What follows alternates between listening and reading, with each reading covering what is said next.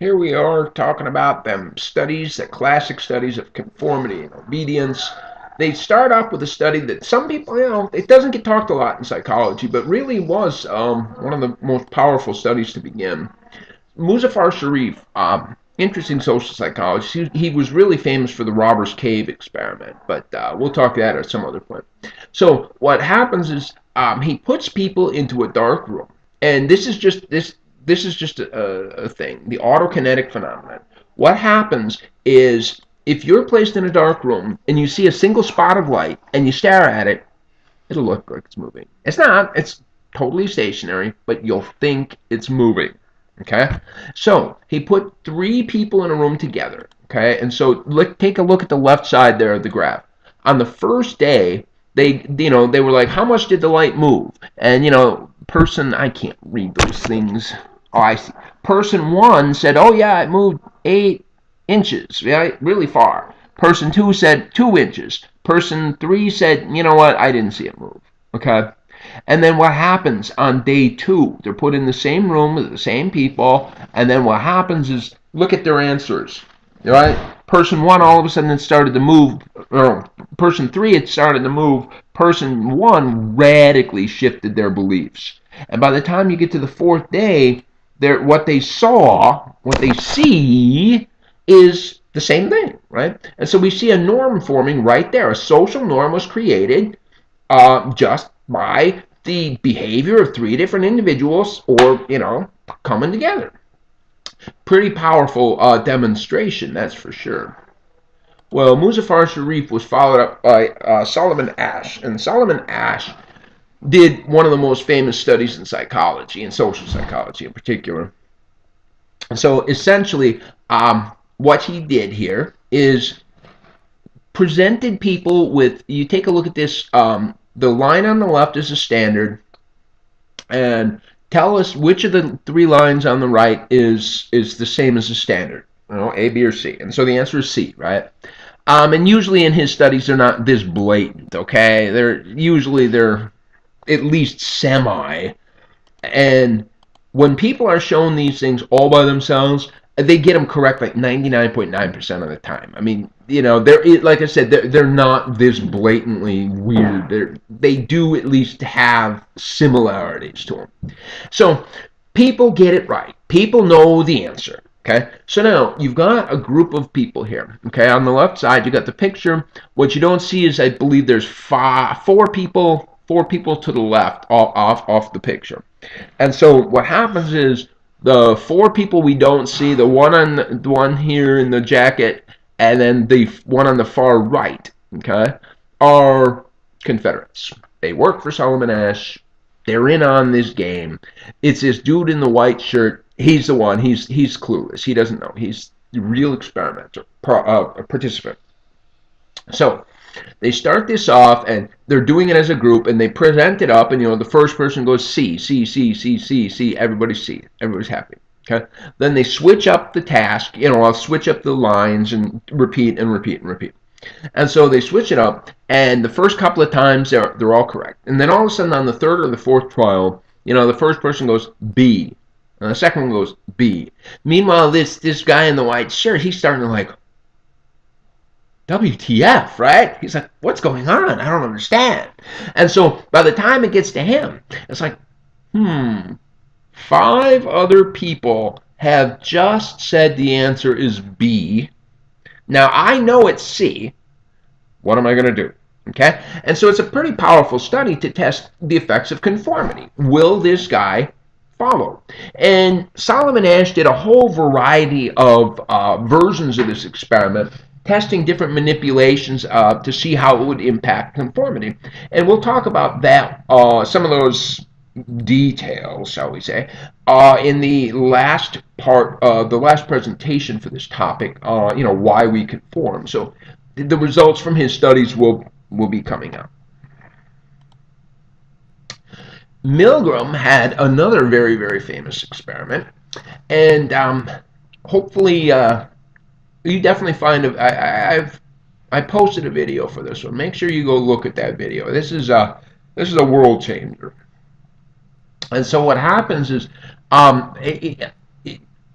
not just compliance like you saw in Asch's study, but kind of like going back to Paul Meadlow, what about obedience? How far would people go, okay, to an outright command? And so, what happens if what you privately believe clashes with what you're told to do, okay? So he brings this experiment, and let me see. In fact, look at this. He puts a newspaper advertisement to get participants. I mean, how old school is that, right?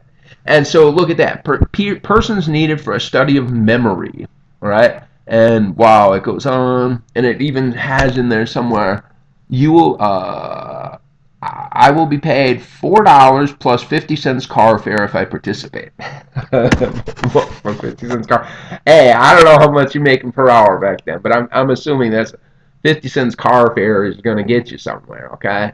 And so they are paid the money when they walk in the door, all right? This is very important. They're paid when they walk in the door. They don't, you know, it's their money. Put it in your pocket, no matter what happens, it's your money. So now, they walk in. This is an experiment where we're testing the effects of electrical shock on memory. Okay? So what's going to happen is we're going to, randomly assign you to be either a teacher or a learner. Okay? And so then what happens is that they flip a rigged coin. And so you see what we have there on the right side is Stanley Milgram in his lab. Actually, I don't think that's Milgram. But anyway, the researcher, anyway, in the lab coat. On the left is the actual participant that has come in and gotten his $4 and stuff like that. The guy in the middle there is a Confederate. And so the participant believes that guy there in the center is also a participant like himself. But they flipped a coin, it was rigged, and made it such that every single time that guy in the center was going to be the learner, and that naive participant on the left is going to be the teacher. Okay? So they're randomly assigned to be teachers and learners, and now the guy in the learner here is going to be strapped into a chair and hooked up to an electrical shock generator. Okay? And in this shock generator, okay, so then what's going to happen? Now you've got a teacher, you've got a learner. Okay, now teacher, we're going to use the paired associate method. Maybe you heard about that one from cognitive or experimental or something. But the paired associate technique for memory. And what's going to happen is I'll say a word and two words and they are paired together. Cat and window. Guess what I'm looking at right now? So later on, when I say cat, your job is to follow that up with window. Huh? And so we'll learn a bunch of pairs. Cactus and book. So when I say cactus, you just got to remember book. All right, cool. So you go through a whole list of these. Okay. First, you teach the pairs, right? And then you go to test them. And then so you get to the testing phase, and the first couple of trials, everything is good. Window, cat, or maybe it was the opposite. I can't even remember now. And so first couple of trials go just fine, but then because this learner, by the way, as we say, is a Confederate, he's got a script. Okay, this is all scripted. It's exactly the same for every participant to make sure it's just avoiding confounds. Okay, and so if the learner makes a mistake, you have to give them an electric shock. And the first time they make a mistake, you have to give them a 15-volt shock. The second mistake, a 30-volt shock. The third mistake, a 45-volt shock. Okay, so 15-volt increments all the way up to, I believe, 300. Was it 450 or 300? I don't know. Is it under my head right there? Can't remember. Yeah, anyway. It goes up quite far. And because some people don't really understand voltage, right? They don't. I don't know. I do. I mean, thankfully, I've been shocked enough to know that they put little labels above the switches. Like mild, moderate, and at some point severe, and then towards the end, the last three switches are just labeled XXX. They don't even give it a name at that point. And so what happens is, again, the learner has a script that they play. And so at different points, do I have it right here? Yeah, look at that. At 75 volts, he yells, ugh, at 120 volts, ugh, hey, this really hurts, and let me out of here, and I can't stand the pain, let me out of here. And so he's got this very specific script, okay?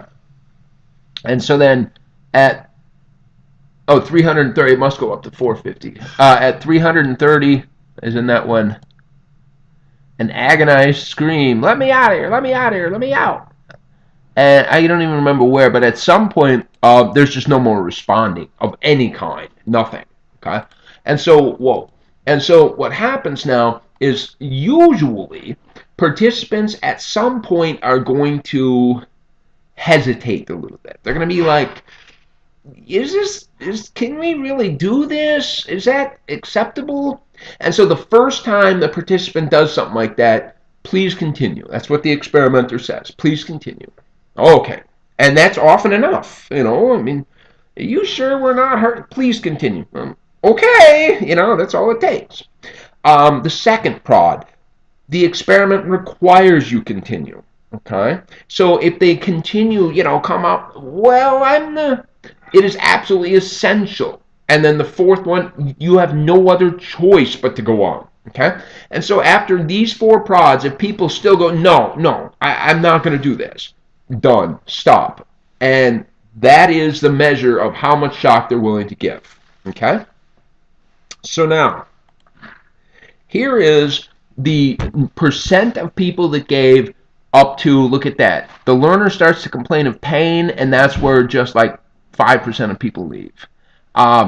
He begging to be let out, screams and refuses to answer. There's no more answers. In fact, at some point, like I said, they have this thing set up, and the teacher asks a question, nothing. What am I supposed to do? If the learner doesn't give a response, consider it incorrect and shock them, right? And I mean, look at this. This thing goes out. 65% of people went all the way to the top, all the way to XXX 450. And you can see on the videos, I mean, I don't remember which video I posted because there's a lot of them out there, that the teachers are just in so much distress when they're pushing these buttons, especially towards the end there. They're almost panicking. They're just, holy, I can't believe I'm doing this. And I remember in one video when this guy finally, he pushes a 450 volts. He's like, thank God that's the last one. And then the experimenter goes, please continue using the 450 volt shock. And he's just like, oh my goodness, the look on his face. So this is clearly, and so all it takes is this guy in a white lab coat saying, you have no other choice?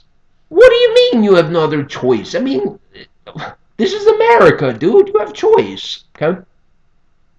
And so there was different versions of this thing, and I'll talk about that.